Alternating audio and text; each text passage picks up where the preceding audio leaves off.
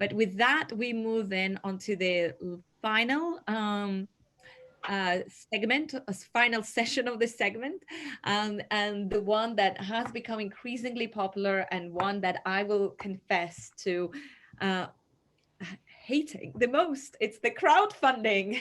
I crowdfunded for the first time 4 years ago, and I felt like I just had, a begging bowl that I went around to basically all of my friends with and everyone I knew with, and ask them for money. And I have to say, by the kind of halfway into it, you get into the mode and you become quite shameless, and you think, oh, that guy I met in an elevator 3 years ago, I have his email, I'll ask him. So but it's an experience that has brought a lot of success to some media organizations and have allowed them to happen. It was, this is how Coda was really born, from the initial crowdfunding campaign, a painful one.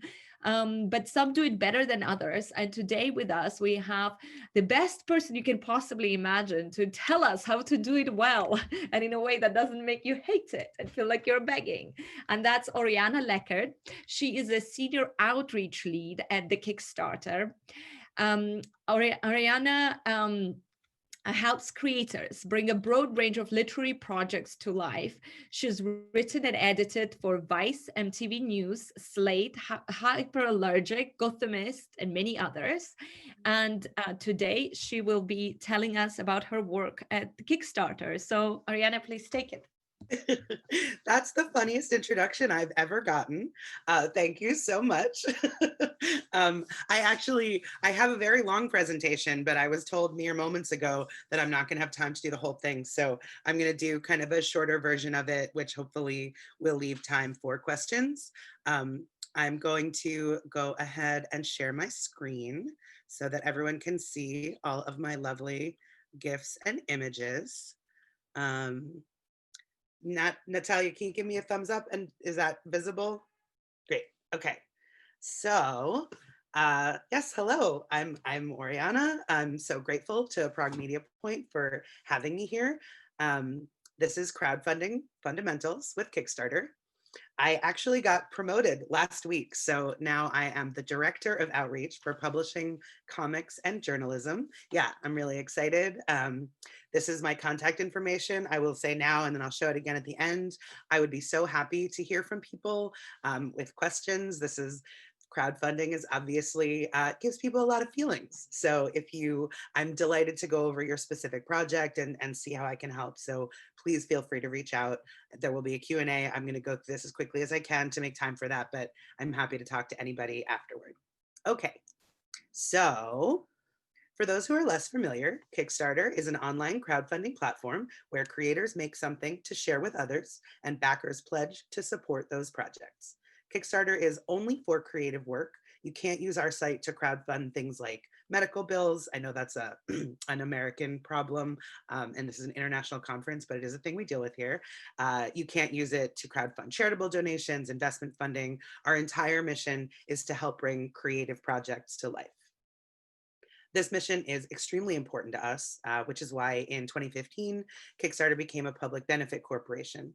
That means we're a mission-driven company that considers our impact on the world as well as our profitability when making any business decision. We've also committed to paying our fair share of taxes, working to reduce our environmental impact, and contributing 5% of our after-tax profits to arts, education, and organizations fighting inequality. Since the company launched in 2009, more than $5 billion have been pledged to campaigns and 190,000 projects have been brought to life by nearly 19 million backers. During that time, in publishing and journalism, more than 58,000 projects have launched, bringing in more than $220 million. So we're a public benefit corporation and we focus exclusively on creative projects. The other main thing that sets Kickstarter apart from other crowdfunding models is our all or nothing model.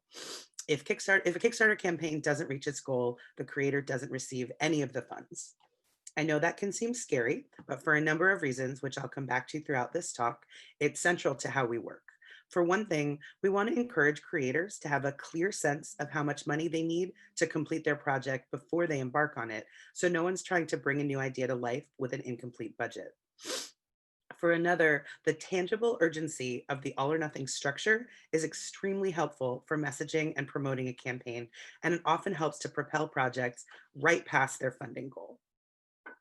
This is one of my favorite statistics about Kickstarter. If you look at all of the campaigns in all of the categories over the last 10 years, you'll find that these projects have a pretty low success rate at 32%, which is really scary. But if you narrow that down and only look at projects that have at least 25 backers, the success rate soars up to 80%. To me, this shows that if you've conceived your campaign carefully, if you run it well, and if you're promoting it, 25 backers, that's an audience that's like just a little bit bigger than your mom, your best friend, your high school professor. If you're getting a little bit farther than that, your chances of success are really high.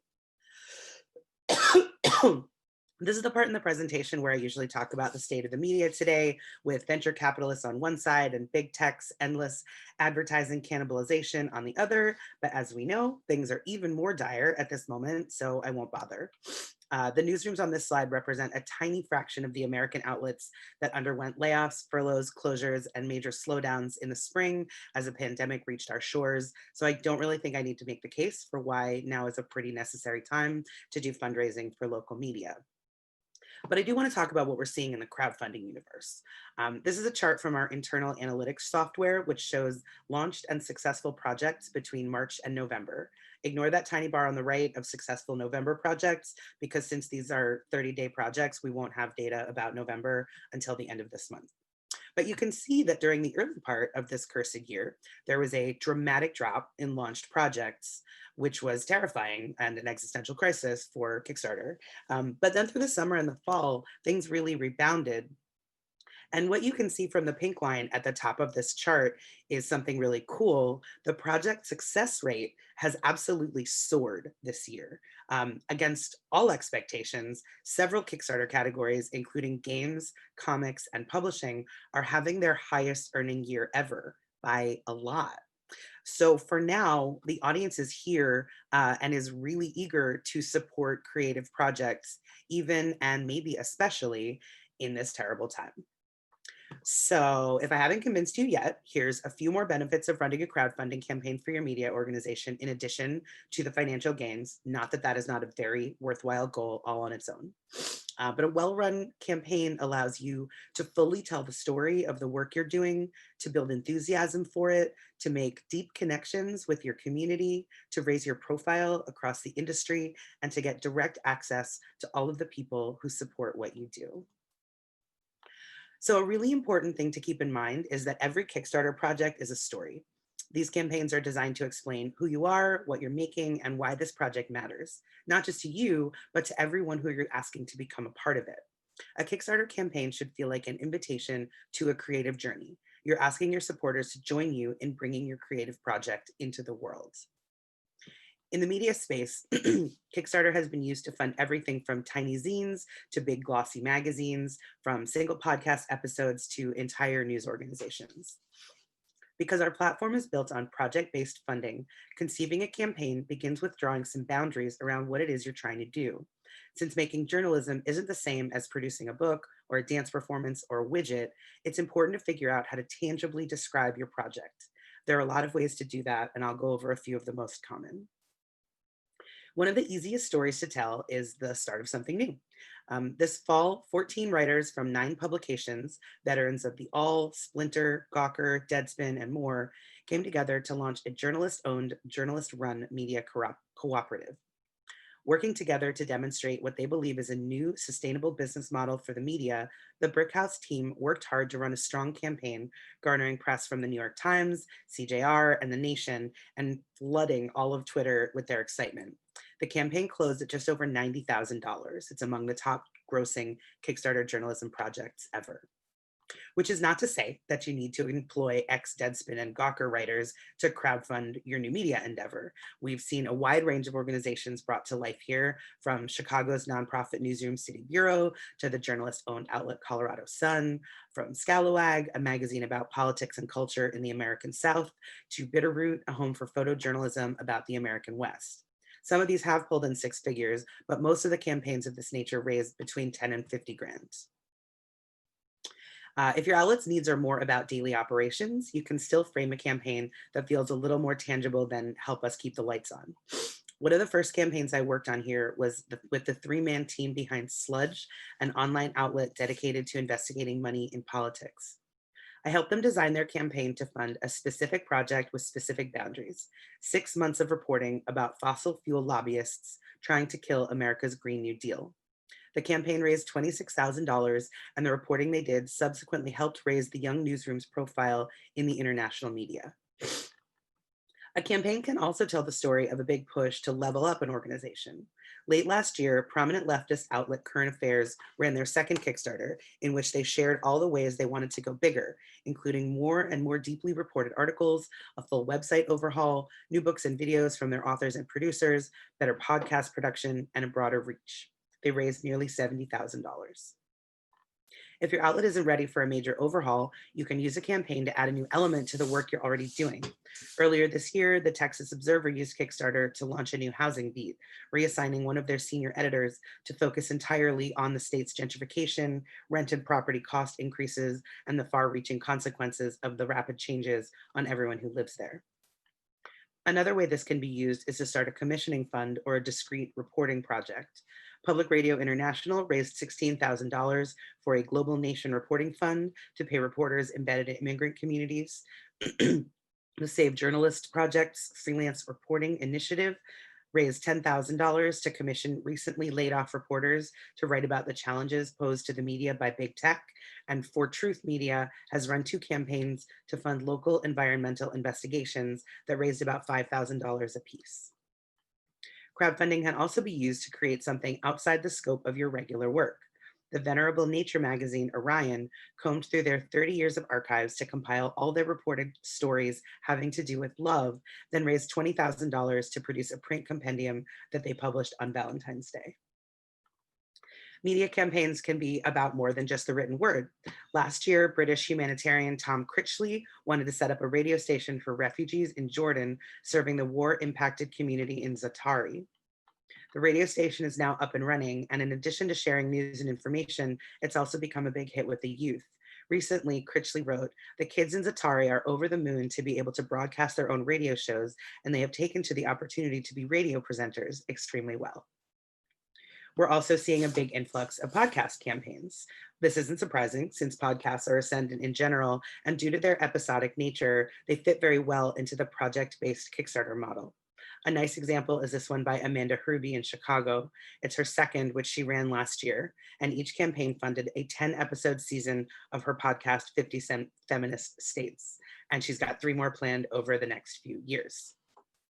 So to sum up this section, here are the most common types of journalism campaigns: launching a new endeavor, funding a specific topic or beat, leveling up your operation, creating a project outside your normal scope of work, or designing something episodic.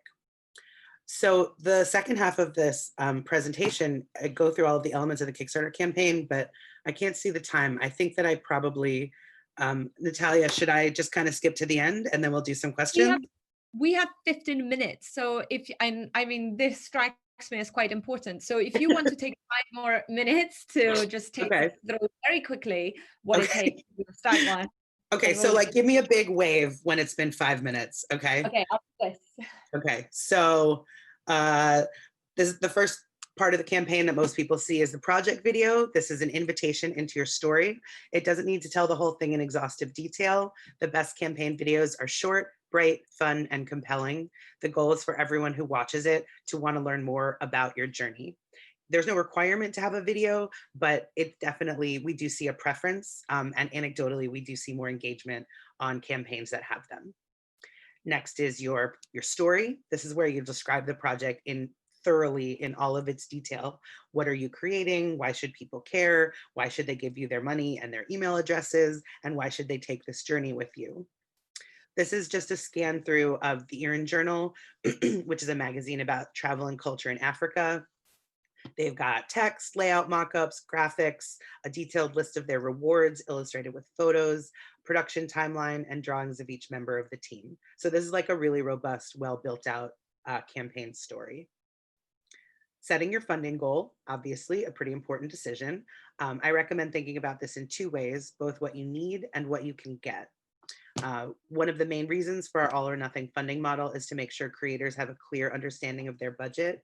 So be realistic and detailed about your financial requirements. If you can't start a new beat for less than 10 grand, then that's what you should ask for.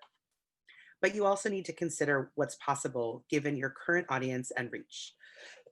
On Kickstarter, the average pledge amount is $25. So do some rough math to see how many backers will be necessary to get to your goal.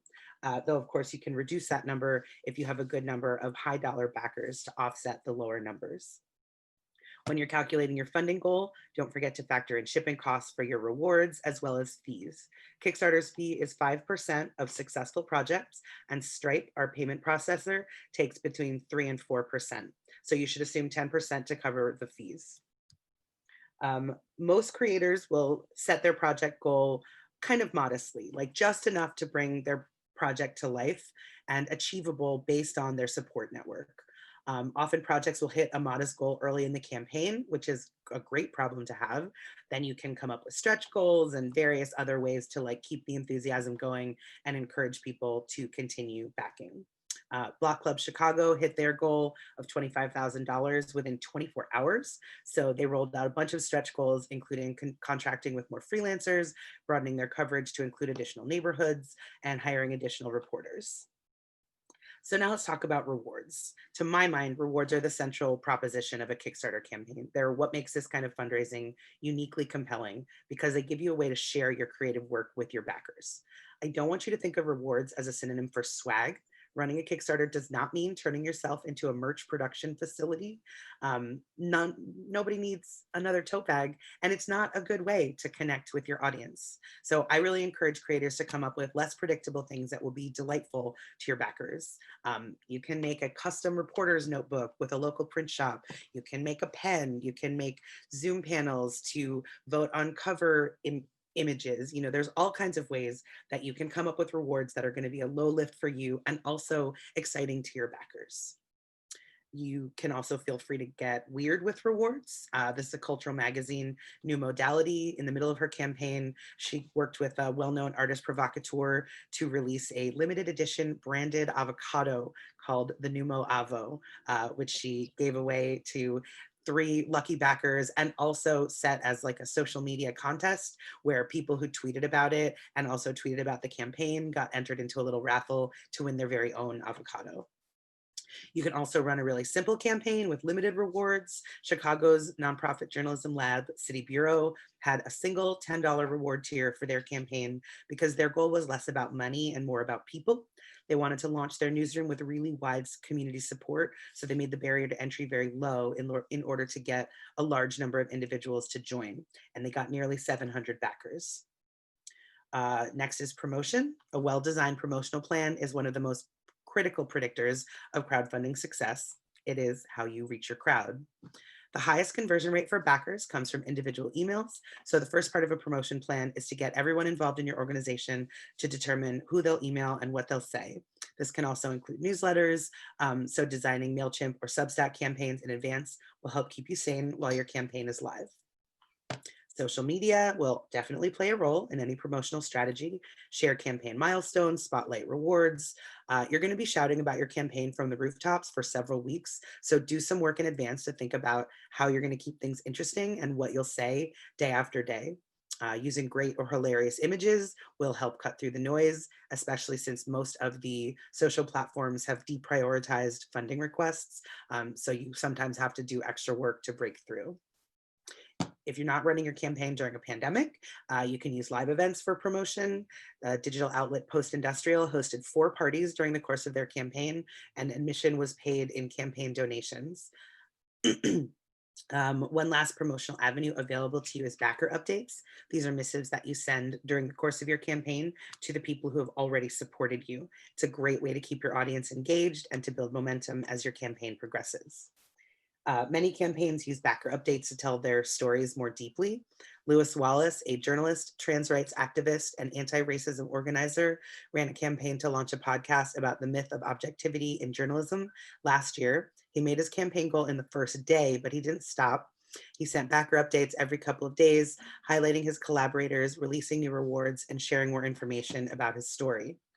His updates linked to Twitter threads with articles embedded in them, sharing all the ways that Lewis's personal journey had brought him to this work and what he'd learned along the way. They were really compelling, people loved them, and the campaign closed having raised $10,000 more than its original goal. How am I doing on time, Natalia? Yeah, you got a couple more minutes. Yeah, All right. that's fine. Carry on.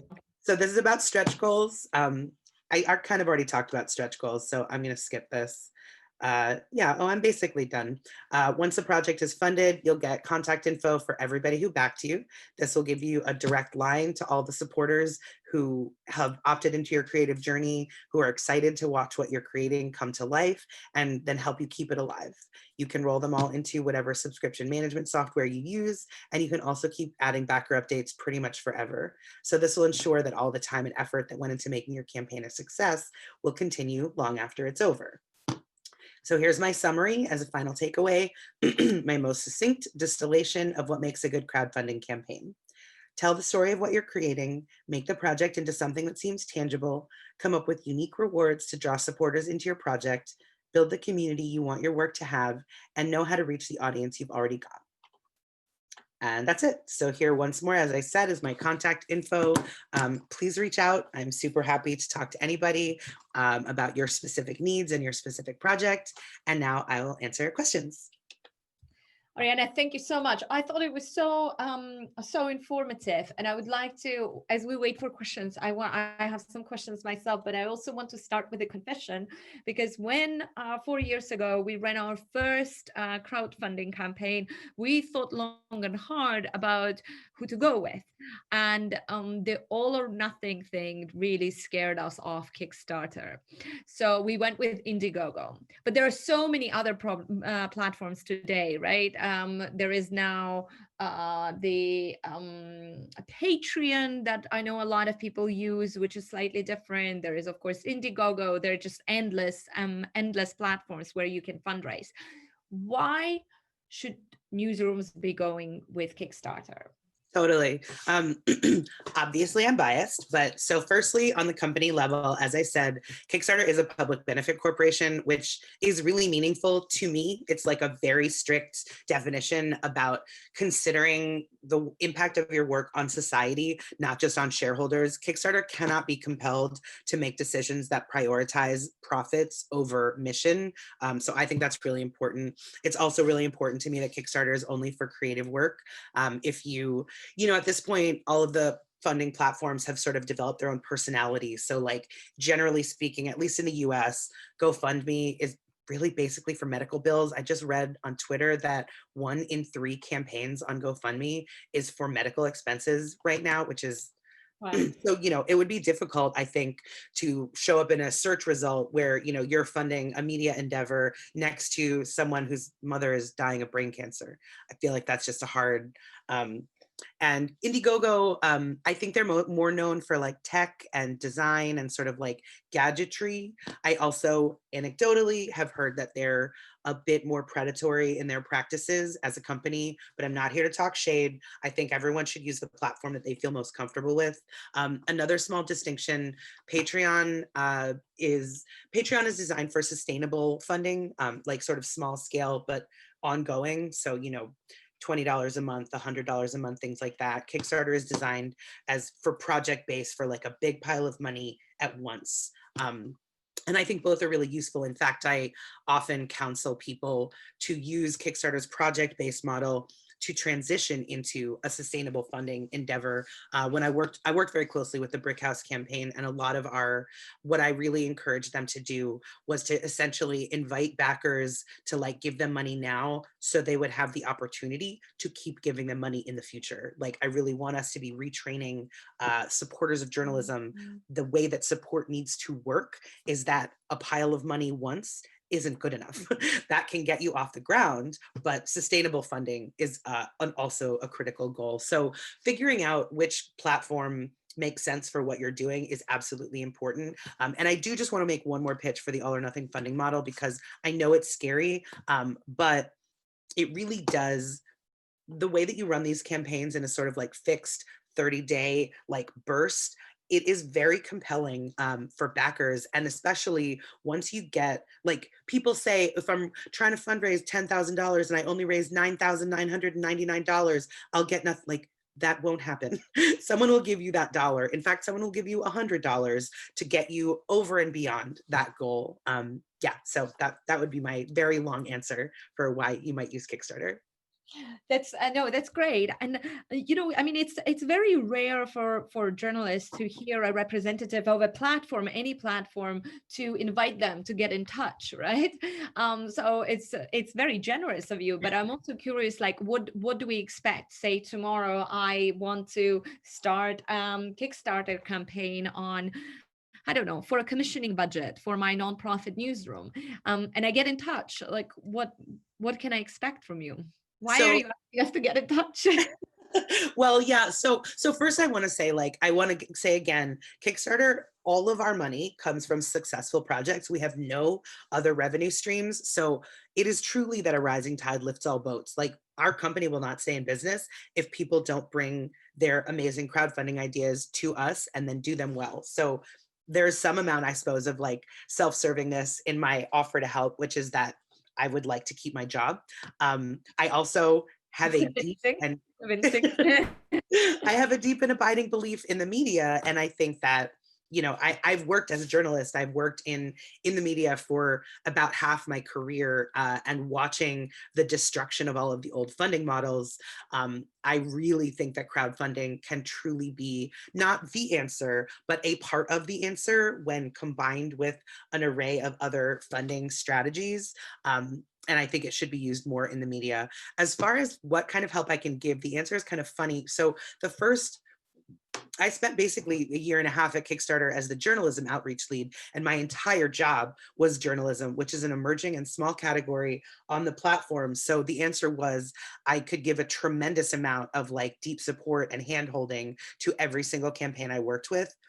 With this new promotion, I'm now in charge of publishing and comics and journalism. So I need to be reassessing exactly how much support I give to every individual creator, because suddenly I have a lot more. But I do promise you, I will have a phone call with you before you launch to talk through strategy and to give you some tips. I will share some resources with you and some similar campaigns to look at for inspiration. And I will look over your campaign draft before you launch to make sure I, notice any red flags or anything like that. So those things I can absolutely guarantee you that much. And then beyond that, I'm going to have to be assessing day to day and project to project how much more help I can give. Well, I think that's in itself is a pretty good, pretty good reason to go with a Kickstarter for those who aren't scared of that all or nothing, which probably is good for mobilizing you and really pushing in terms of the campaign. I can see how that works. I wondered whether you can talk a little bit about the difference, the cultural difference, the culture of giving, because based on my own experience when we ran our campaign, and we have a very kind of multinational team. I'm based in Georgia, my co-founders in the US. We approached a lot of people in lots of different countries. It was mostly Americans who gave. That is, I think that's probably on the mind of a lot of people in our audience who are joining us today from the newsrooms that are outside of the United States, where the culture of charitable giving is not as developed as it is in the US. Can you tell us about the journalism Kickstarter projects outside of the US that have been successful, if you've had any, and any kind of discrepancy and difference between kind of geographical locations, and whether you have any advice on that? Yeah, well, so because journalism is kind of a small category, I don't have like, a well-developed thesis about how it might work in Prague versus Africa versus Europe. I will say the most funded journalism project ever, it was out of the UK. It was not US at all. It was Tortoise, the slow news network that launched, 2018. One thing I would say is to try to reframe your thinking, not you, Natalia, but like one who is doing a Kickstarter. Don't think about it as charitable giving at all. Really try to revise that idea as inviting people into the journey of your work. It is an honor for backers to get to pay for incredibly good media, and it should feel that way. You know, that's why I think the rewards are critical. I think the messaging and the framing of a campaign is critical. You know, you're not saying we're broke, give us money or we'll die. You're saying, please participate. This is journalism. This is the media. You know, the relationship between the media outlet and its audience is crucial, and crowdfunding sort of like makes that relationship a little more tangible, and you can find so many ways to bring your backers into the world of the work that you're doing to make them feel like their investment is important, you know, is funding this crucial work. So I think that's all part of it. You know, whatever we've done a little bit of analytics about like which US cities have like paid the most money toward journalism campaigns, but the answer is sort of a tautology. The answer is like New York, Chicago, San Francisco, I think, or I guess it's LA, but that's because the biggest journalism campaigns were Gothamist in New York, Block Club Chicago in Chicago, you know, like where people run campaigns, that's where the audience is because they're the ones doing the work, reaching out to that audience. You know, as I said, I can't speak to sort of like cultural positioning around crowdfunding in various cities around the world. But I think if you are a media organization that has an audience or knows how to reach an audience, I feel like it's a cyclical, you know, process. That's what's going to make the audience be there, is that you're going to be reaching them. You know, I think one of the biggest lessons of sort of our crowdfunding experience has been the fact that what's very important to run a successful crowdfunding campaign is an existing network. And you just mentioned that. And I think actually Tortoise is an excellent example, because Tortoise happens to have 3 founders who come from very wealthy, you know, quite wealthy backgrounds and have wealthy friends. And if you look at the proportion, you know, they were backed by it was not a huge number of people. It was rather quite large contributions that people have made. How important is it before you launch your crowdfunding campaign to have donations already lined up to kind of kick it off? That's one. And the second question related to that, you know, does Kickstarter do anything to help promote certain journalism fundraising campaigns on their own platform and on their own social media? Totally. Yeah, so let me make sure I hit all of those points. One thing I want to say, you're right that Tortoise had very famous people involved. I would say you're wrong that the majority of the donations were large. They had, you know, having famous people is its own like excellent promotional strategy. So that's certainly part of it. But they did also have a vast number of small dollar backers. I want to hit all the points. This is a little bit of a corny line, but I say it a lot. Everybody thinks about the funding part of crowdfunding. Not everybody thinks about the crowd. That is literally the point. You do absolutely have to know how to amass a crowd, how to reach people.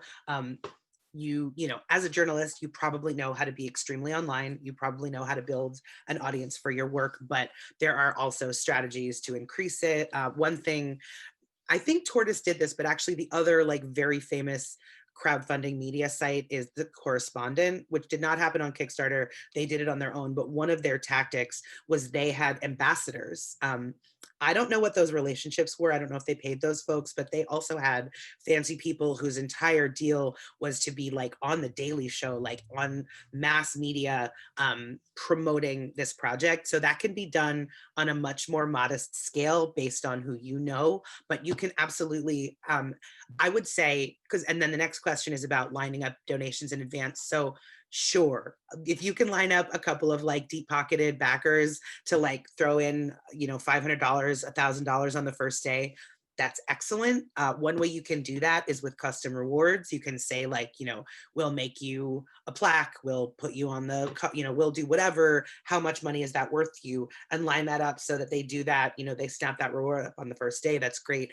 You can also line up influencers, ambassadors, signal boosters in advance and say to people, you know, it would be lovely for you to give me $50. What would be even better is if you can promise me a tweet to your 20,000 followers, if you can promise me a mention in your Substack newsletter that everybody reads, if you can put me on your podcast, things like this, like lining up those things in advance will also do wonders for you as your campaign goes live. And then finally about Kickstarter. So totally, we've got all the social channels. Also, we have several newsletters. We've got category specific newsletters. There's one called Kickstarter Reads, which I curate, which is monthly. And then there are bigger company wide ones.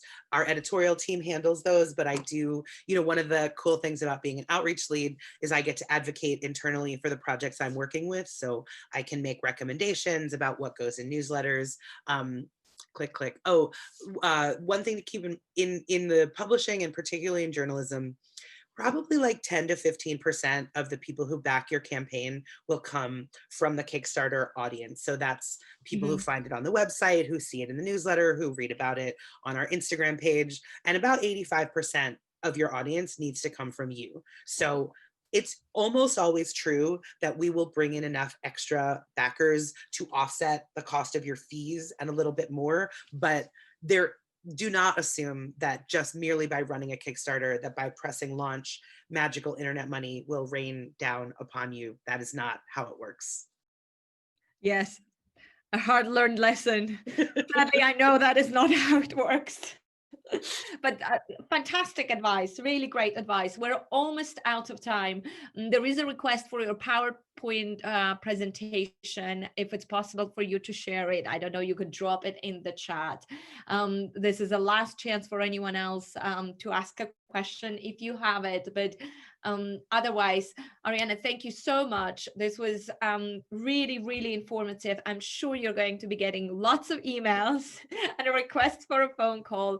I'm also sure that crowdfunding is here to stay as one of the really important ways of funding journalism at the time when sustainability continues to be such a big thing on everyone's mind and everyone's agenda. So thank you very much for doing your bit to help journalism. Thank you to all the other speakers and Prague Media Point Conference.